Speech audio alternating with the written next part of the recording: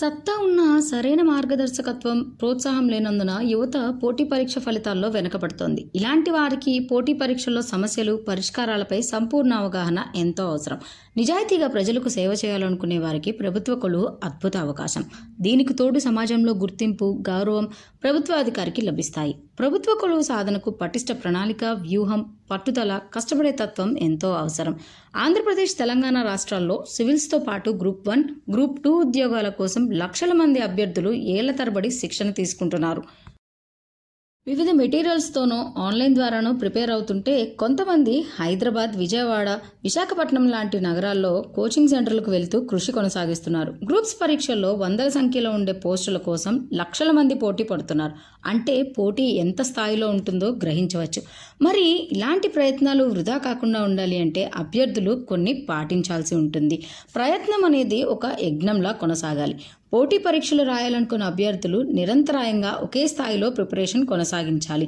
దీర్ఘకాలిక ప్రణాళిక వేసుకుని సిలబస్ను 3-4 సార్లు చదవాలి.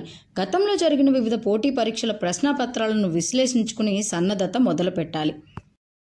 పోటీ పరీక్షల్లో విజేతలతో పాటు పలుసార్లు విఫలమైన అభ్యర్థులను కూడా సంప్రదించి సూచనలు, సలహాలు తీసుకోవడం మంచిది. గత 10 ఏళ్లుగా గ్రూప్స్ పరీక్షల్లో గణనీయమైన మార్పులు జరుగుతున్నాయి. పూర్తి అవగాహనతో సబ్జెక్టుపై లోతైన విశ్లేషణ ఉంటేనే పరీక్షల్లో అడిగే ప్రశ్నలకు సరైన సమాధానం గుర్తించవచ్చు. అంతేగాని బట్టి పట్టే మూస పద్ధతిలో బండగా గుర్తుంచుకోవడానికి కాలం చెల్లిందనే చెప్పాలి. మారుతున్న పరీక్ష విధానం, ప్రశ్నల ధోరణులకు అనుగుణంగా అభ్యర్థులు తమ ప్రిపరేషన్లో మార్పులు తీసుకురావాలి. మరి అభ్యర్థులకు ఎదురయ్యే వివిధ సవాళ్లు, వాటిని ఎలా అధిగమించాలో ఇప్పుడు చూద్దాం. మిగతా పోటీ పరీక్షల్లా కాకుండా సివిల్స్, గ్రూప్స్ రాసే అభ్యర్థులు నిర్దిష్టమైన ప్రణాళికతో కనీసం 2-3 ఏళ్లు క్రమశిక్షణతో, పట్టుదలతో చదవాలి. ప్రిలిమ్స్, మెయిన్స్, మౌఖిక పరీక్షల్లో ఏ దశలో విఫలమైనా ప్రతిసారి వైకుంఠపాళి ఆటలా మళ్లీ మొదటి నుంచే సన్నద్ధత కొనసాగించాలి. వీటితో పాటు సరైన సమయానికి ఉద్యోగాల నోటిఫికేషన్లు రాకపోవడం, వివిధ కారణాలతో కోర్టు కేసులతో ఎక్కువ కాలం నిరీక్షించాల్సి వస్తుంది. సుదీర్ఘకాలం ప్రిపరేషన్ కొనసాగించడంలో చాలామంది ఆర్థిక, మానసిక ఒత్తిళ్లకు లోడవడం సహజం. కనీసం 2-3 ఏళ్లు తగిన ఏర్పాట్లు చేసుకున్న తరువాతే నిరుద్యోగ యువత పోటీ పరీక్షలకు సిద్ధం కావాలి. సివిల్స్ లేదా గ్రూప్స్ పరీక్షల మోజులో చాలామంది యువత తమ కెరియర్లు, జీవితాలను పణంగా పెడుతున్నారు. పోటీ పరీక్షల్లో నెగ్గితేనే జీవితం అనే ధోరణి వారి ఉనికిని ప్రమాదంలో పడేస్తోంది. 7-10 సంవత్సరాల వరకు ప్రిపరేషన్ కొనసాగిస్తూ నష్టపోతున్నారు. చదివిన డిగ్రీ, పీజీ సబ్జెక్టులపై నైపుణ్యం కోల్పోయి పోటీ పరీక్షల్లో నెగ్గక, ఏ ఉద్యోగానికి పనికిరాక నిరుద్యోగులుగా మిగిలిపోతున్నారు.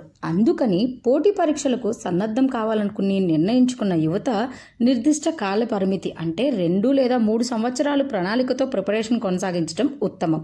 పోటీ పరీక్షల్లో ఉత్తీర్ణత సాధిస్తే మంచిదే, కానీ నిర్ణీత కాలంలో ఏ ఉద్యోగము సాధించలేకపోతే విద్యార్హతలను బట్టి ఏదో ఒక ప్రైవేటు ఉద్యోగానికి ప్రయత్నించడం అవసరం. ఇంకా చెప్పాలంటే ఒక ఉద్యోగం సాధించాక జీవితంలో నిర్ణీత వయసులో పెళ్లి వంటి దశలు ముగిశాక మళ్లీ పోటీ పరీక్షలకు సమాయత్తమవడం మంచిది.